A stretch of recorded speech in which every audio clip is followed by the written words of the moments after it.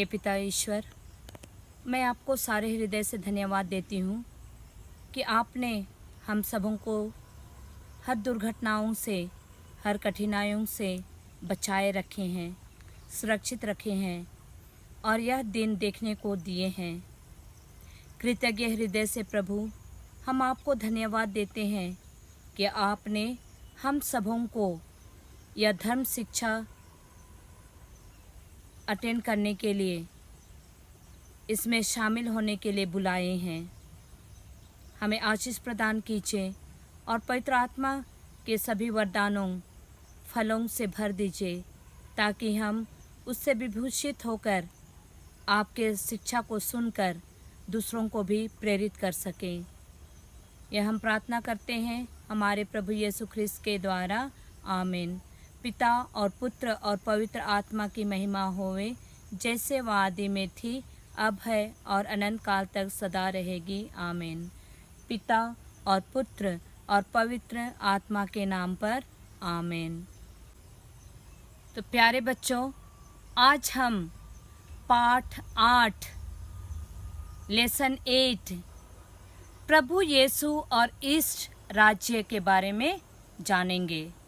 तो चलिए हम देखते हैं कि किस प्रकार प्रभु यीशु का राज्य विकसित हुआ, उसके बारे में हम जानेंगे। प्रभु यीशु के समय में यहूदी लोग रोमी साम्राज्य के अधीन थे। किसके अधीन थे? रोमी साम्राज्य के अधीन थे। वे रोमी शासन से मुक्ति पाना चाहते थे। ऐसे समय में प्रभु यीशु का आगमन हुआ। प्रभु यीशु के आगमन से पहले उनकी राह तैयार करने के लिए ईश्वर ने यूहन्ना बपतिस्ता को भेजा, है ना। ईश्वर की आने की रास्ता तैयारी करने के लिए किसको भेजा गया? यूहन्ना बपतिस्ता को भेजा गया। उन्होंने यहूदिया में यरदन नदी के तट पर उपदेश देते हुए लोगों को प्रभु के आगमन के लिए तैयार किया और उन्होंने कहा, पश्चाताप करो, स्वर्ग का राज्य निकट आ गया है। यह हम देखते हैं संत मत्ती के अनुसार अध्याय 3 वाक्य 2 में लिखा गया है।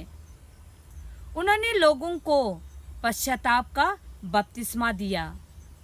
प्रभु यीशु यद्यपि ईश्वर के पुत्र थे, फिर भी उन्होंने यूहन्ना से बपतिस्मा ग्रहण किया, है ना। प्रभु यीशु ईश्वर का पुत्र होते हुए भी संत यूहन्ना बपतिस्ता के हाथों द्वारा बपतिस्मा ग्रहण किया। उसी समय पवित्र आत्मा कपोत के रूप में उन पर उतरा और स्वर्ग से ईश्वर की वाणी सुनाई दी। क्या सुनाई दिया? ईश्वर की वाणी सुनाई दिया, तू मेरा प्रिय पुत्र है, मैं तुझ पर अत्यंत प्रसन्न हूँ। यह लिखा गया है संत मार्कुस के अनुसार अध्याय 1 वाक्य 11 पर लिखा गया है। तो चलिए हम देखते हैं ईश्वर का राज्य। पवित्र आत्मा से परिपूर्ण होकर प्रभु यीशु गलीलिया आए और यह कहते हुए अपना कार्य प्रारंभ किए, समय पूरा हो चुका है, ईश्वर का राज्य निकट आ गया है, पश्चाताप करो और सुसमाचार में विश्वास करो। यह लिखा हुआ है संत मार्कुस के अनुसार अध्याय 1 वाक्य 15 में लिखा हुआ है। प्रभु यीशु के जीवन और उनके सेवा कार्य का एकमात्र उद्देश्य था ईश्वर के राज्य की स्थापना करना। एक ही उद्देश्य था, वह क्या था? ईश्वर के राज्य की स्थापना करना।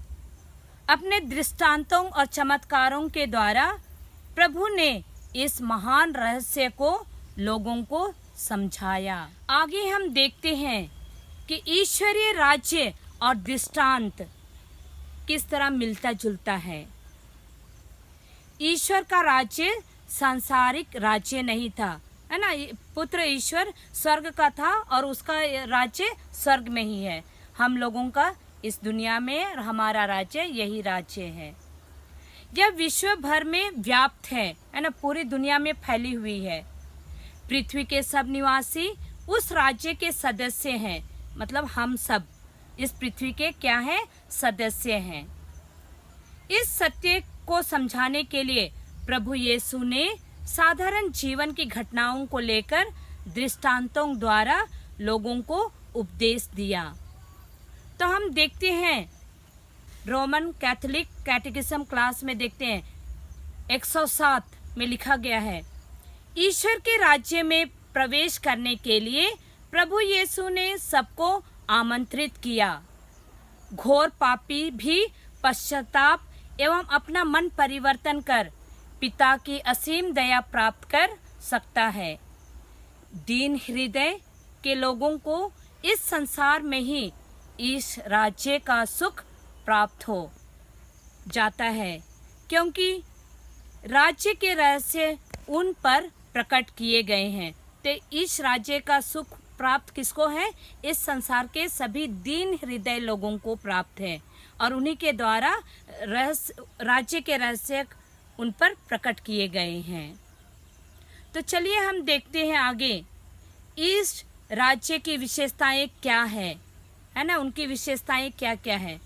तो पहला हम देखेंगे संत मत्ती के अनुसार अध्याय 13 वाक्यांश 47 से 50 तक लिखा हुआ है, सभी लोग इस राज्य की संतान हैं। समुद्र में डाले गए जाल का दृष्टांत आपको पढ़ना है बाइबल से, और यह होमवर्क दिया जा रहा है। जितने भी दृष्टांत 10 दृष्टांत हैं आप उसको पढ़ेंगे और कॉपी में कार्य करेंगे। दूसरा दृष्टांत है ईश्वर का राज्य अंतर्निहित है और इसमें राई के दाने का दृष्टांत सुनाया गया है। संत मत्ती के अनुसार अध्याय 13 वाक्यांश 31 और 32 में कहा गया है। तीसरा है जरूरतमंद लोग हमारे पड़ोसी, मतलब जरूरत लोग हमारे पड़ोसी कैसे हैं? तो यहाँ पर है भले समारी का दृष्टांत बताया गया है। यह लिखा गया है संत लूकस के अनुसार अध्याय 10 वाक्यांश 30 से 37 तक। और भले समारी का दृष्टांत आप अच्छी तरह पढ़ेंगे और इससे शिक्षा प्राप्त करेंगे। चौथा है हमें दूसरों को क्षमा करनी चाहिए। जब हमारे साथ या दूसरे के द्वारा गलती हुआ है और वो माफ़ी मांग रहा है तो हमें क्षमा करना है। तो यहाँ पर दृष्टांत बताया गया है निर्दयी सेवक का दृष्टांत, जो संत मत्ती में लिखा गया है अध्याय 18 वाक्यांश 23 से 35 तक में है। नेक्स्ट है इस राज्य की विशेषताएं, पश्चातापी पापी पर स्वर्ग में अत्यंत आनंद। तो एक पापी पश्चाताप करके ईश्वर का आनंद को प्राप्त कर सकते हैं। तो इसलिए हमें क्या करना है? अपने पापों के लिए पश्चाताप करना है और पाप स्वीकार करना है। जब आप पाप स्वीकार करते हैं तो प्रभु यीशु हमारे पापों को क्षमा करते हैं और हमें खुशी, आनंद, शांति प्रदान करते हैं। तो इसका दृष्टांत खोया हुआ लड़का, सिक्का और भेड़ से हमें पता चलता है। तो यह संत लूकस के अनुसार अध्याय 15 के पूरा तीनों दृष्टांत आप पढ़ेंगे। तो अगला इस राज्य की विशेषताएं हैं, सबको अपनी आवश्यकता अनुसार मजदूरी मिलती है। तो जैसे हम कार्य करते हैं उसके तरह मजदूरी करते हैं। तो यहाँ पर यह दृष्टांत बतलाया गया है दाख बारी के मजदूरों का दृष्टांत। यह लिखा गया है संत मत्ती के अनुसार अध्याय 20 वाक्यांश 1 से 16 तक लिखा गया है ना। प्रभु यीशु उस समय 4 पहर तक भी बाहर निकलते हैं और देखते हैं मजदूर लोग रोड में खड़े होते हैं और उनको बारी बारी से बोलते हैं कि दाख बारी में जाओ और काम करो। और उनको जब समय हो गया तो सबको एक समान वेतन दिया गया। तो यह दृष्टांत आप पढ़ेंगे और समझेंगे। अगला ये दृष्टांत है धनी और गरीब दोनों का बराबर स्थान, चाहे वो धनी हो चाहे अमीर हो, सबका बराबर स्थान है। ईश्वर की दृष्टि में हम सब बराबर हैं, ना कि एक छोटा है कोई एक बड़ा है। तो इसका दृष्टांत दिया गया है विवाह बोझ का दृष्टांत। ओके, विवाह भोज का दृष्टांत। यह लिखा गया है संत मत्ती के अनुसार अध्याय 22 वाक्यांश 2 से 14 तक। दूसरा दृष्टांत है उपेक्षित लोगों को विशेष स्थान, है ना। तो ये क्या बोलते हैं, हमें कर्मों के द्वारा स्थान प्राप्त होता है। तो यहाँ पर देखते हैं अमीर और लाजरुत का दृष्टांत। यह लिखा गया है संत लूकास के अनुसार अध्याय 16 वाक्यांश 19 से 31 तक। यहाँ पर लिखा गया है एक अमीर व्यक्ति का और लाजरुस का। वहाँ पर वो कहानी आप पढ़ेंगे। 9वां दृष्टांत है पापी और नाकेदार को विशेष स्थान। इसमें देखते हैं फरीसी और नाकेदार का दृष्टांत। अध्याय संत लूकास के अनुसार अध्याय 18 वाक्यांश 9 से 14 तक में लिखा गया है कि फरीसी किस तरह अपने आप को महान समझते हैं और गिरजाघर में प्रार्थना करते हैं, और वो नाकेदार को दिखाते हैं और बोलते हैं कि ये पापी है, यह कुछ नहीं करता है, और मैं तो अपने 10 अंश का ये क्या बोलते हैं भगवान को समर्पित करता हूँ, मैं इतने दिन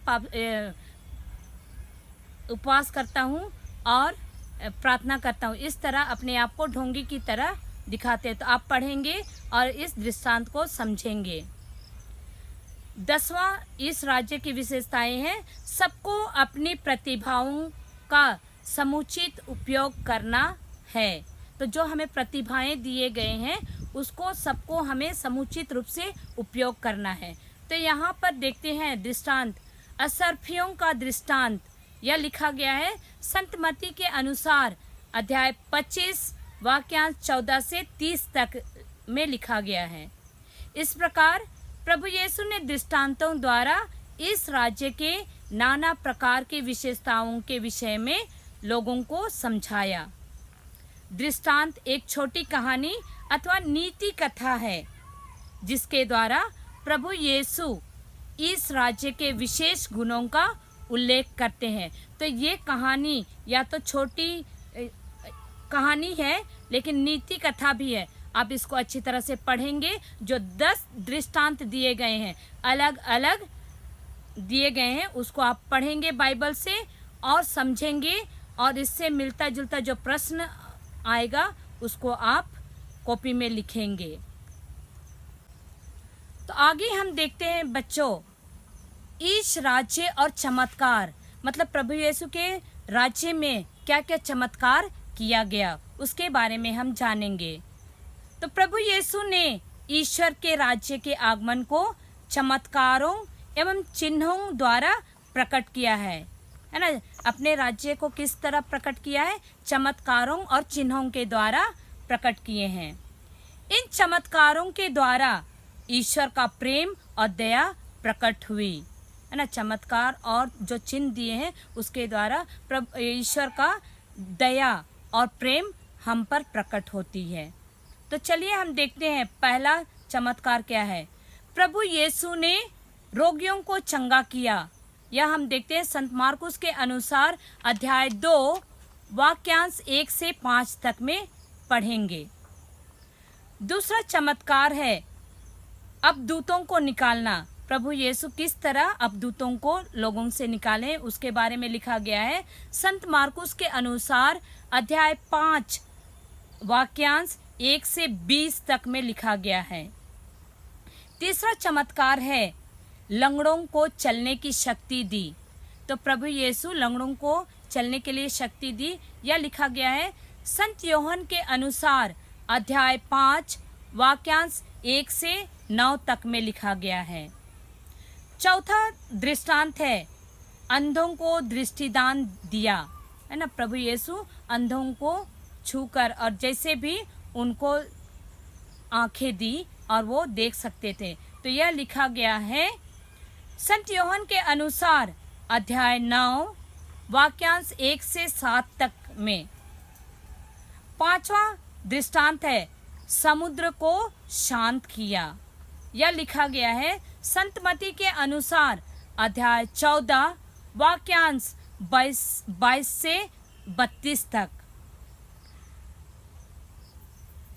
छठवां दृष्टांत है रोटियों का चमत्कार। आप भी कई बार चर्च में भी जब ये क्या होते मिस्सा के समय सुसमाचार में सुने हैं, उसके बारे में सुने पुरोहित लोग किस तरह उपदेश दिए हैं, उसके बारे में आप सुने हैं। तो यह लिखा गया है संत मती के अनुसार अध्याय 14 वाक्यांश 13 से 21 तक में लिखा गया है। फिर है 7वां दृष्टांत है मुर्दों को जिलाया। प्रभु यीशु मुर्दों को किस तरह जिलाया वह लिखा गया है संत लूकस के अनुसार अध्याय 7 वाक्यांश 11 से 16 तक में बताया गया है। और 8वां दृष्टांत है पानी को अंगूरी में बदल देना। मतलब प्रभु यीशु पानी को अंगूरी में बदल दिया था। यह लिखा गया है संत योहन के अनुसार अध्याय 2 वाक्यांश 1 से 11 तक। उसमें आपको मिलेगा पानी को अंगूरी में बदल दिया वह दृष्टांत मिलेगा। तो इस प्रकार प्रभु यीशु के द्वारा किए गए चमत्कार इस राज्य के चिन्ह थे। जो भी एक दृष्टांत के द्वारा जो भी कार्य किया गया है वह एक चिन्ह के द्वारा चमत्कार किया गया है। चमत्कार एक चिन्ह है जिसके द्वारा लोग ईश्वरीय शक्ति को पहचान सके। यद्यपि कुछ चमत्कार प्राकृतिक के नियमों के परे थे और ये चमत्कार प्रभु यीशु के ईश्वरीय स्वभाव को भी प्रकट करते हैं। तो हम देखते हैं catechism class of the Roman Catholic church 108 वाक्य में देखते हैं प्रभु यीशु ने अपने वचनों को चिन्हों और चमत्कारों द्वारा इसलिए प्रकट किया कि स्वर्ग राज्य उनमें विद्यमान था। चूंकि प्रभु यीशु मसीह हैं, उन्होंने अवश्य कुछ लोगों को चंगा किया, किंतु संसार से सारी बुराइयों को नष्ट करने से कहीं ज़्यादा वे हमें पाप की दास्ता से मुक्त करने आए थे, है ना। तो प्रभु यीशु मतलब संसार की बुराइयों को नष्ट करने से ज़्यादा हमें पाप की दास्ता से मुक्त करने के लिए आए थे। अब दूतों को निकालना यह प्रमाणित करता है कि उनका क्रूस इस संसार के नायक पर विजय प्राप्त करेगा। मतलब हमारे नायक किसके लिए कहा गया है? प्रभु यीशु के लिए कहा गया है, जो कि क्रूस पर मरेंगे और हमें उससे विजय प्राप्त होगा। तो हम आगे देखते हैं ईश राज्य और प्रेम। ईश्वर के राज्य में किस तरह का प्रेम हमें मिलता है। प्रभु यीशु ने जो ईश राज्य स्थापित किया उसकी नींव प्रेम है ना। ईश्वर अपने ईश राज्य की स्थापना किसके द्वारा किया है? प्रेम के द्वारा किया है। ईश्वर हमारा पिता है और हम सब उसकी संतान। हम जानते हैं जब से हम पैदा हुए तो, मतलब जैसे हम सोचने समझने के लिए हुए तब से हमें पता है कि हम ईश्वर के संतान हैं। अतः हम आपस में क्या है? भाई बहन हैं। क्या है? भाई बहन हैं। एक ही पिता के संतान के रूप में एक परिवार के सदस्यों जैसे जीना, एक दूसरे से प्यार करना, दूसरों की गलतियों को क्षमा करना हमारा कर्तव्य बनता है ना। तो हमारा एक दूसरे के साथ रहते हैं, भाई बहन के रूप में है, तो हमारा कर्तव्य क्या करना है? हम एक साथ जिए, एक दूसरे से प्यार करें और दूसरों की गलतियों को क्षमा करें। ईश्वर का राज्य एक ऐसी अवस्था है जहां हम ईश्वर को अपना पिता मानते हैं और सब लोगों को क्या मानना है? भाई बहन मानकर प्रेम, शांति और न्याय पूर्वक जीवन बिताते हैं, है ना। तो ईश्वर का हम क्या अनुभव करते हैं? प्रेम, शांति और न्यायपूर्ण जीवन बिताने के लिए हमें प्रेरित कर रहे हैं। और यहाँ संत योहन के अनुसार अध्याय 13 वाक्य 34 में हम देखते हैं क्या लिखा गया है? तुम एक दूसरे को प्यार करो जैसे मैंने तुम्हें प्यार किया है। तो प्रभु यीशु हमें यही शिक्षा देते हैं कि ईश्वर हमें प्यार किए हैं और हम भी एक दूसरे से प्यार करें। तो चलिए हम देखते हैं इस पाठ से मिलता जुलता प्रश्न। तो पहला प्रश्न है, प्रभु यीशु इस संसार में क्यों आए? आप लोग सब जानते हैं कि प्रभु यीशु इस संसार में क्यों आए हैं। आप उसका उत्तर ढूंढेंगे और कॉपी में लिखेंगे। दूसरा प्रश्न है, प्रभु यीशु ने इस राज्य की स्थापना कैसे की? है ना, तो इस राज्य अपना राज्य की स्थापना किस प्रकार की, उसके बारे में आपको लिखना है। तीसरा प्रश्न है, दृष्टांत क्या है? किस प्रकार दृष्टांतों द्वारा प्रभु यीशु ने लोगों को शिक्षा दी? चौथा प्रश्न है, चमत्कार क्या है? तो हम देखें, है ना, पढ़ें तो आप उसको समझेंगे और लिखेंगे उसका उत्तर। पांचवा प्रश्न है, इस राज्य क्या है? क्या आप भी उसके सदस्य बन सकते हैं? तो ये प्रश्न आप मनन चिंतन करके लिखेंगे। तो चलिए हम देखते हैं कि इस पाठ से हम लोगों ने क्या सीखा।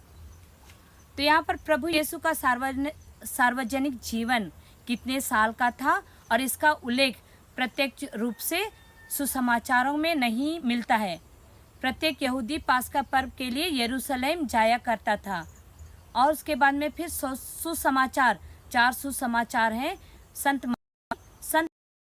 संत लूकस और संत योहन है सुसमाचार, 4 सुसमाचार लिखे गए हैं।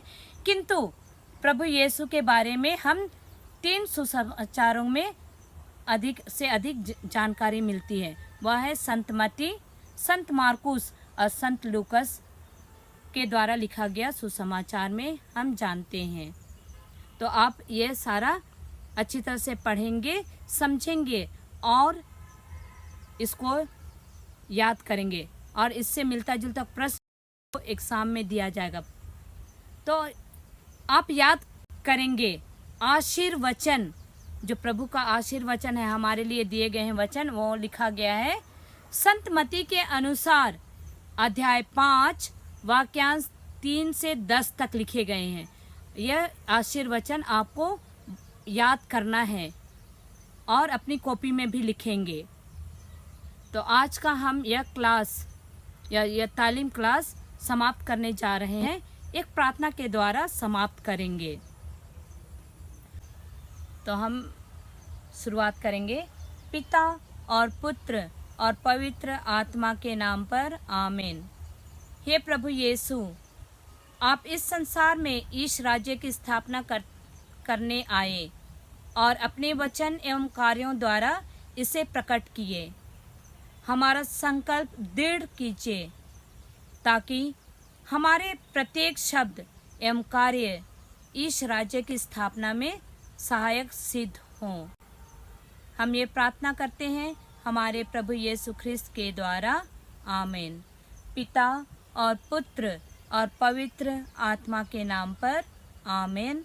जय यीशु, धन्यवाद। मिलके चले हम संसार में, यीशु मसीह के दूत बने। हाथ हाथों में लिए, कंधे से कंधा मिले, पर चले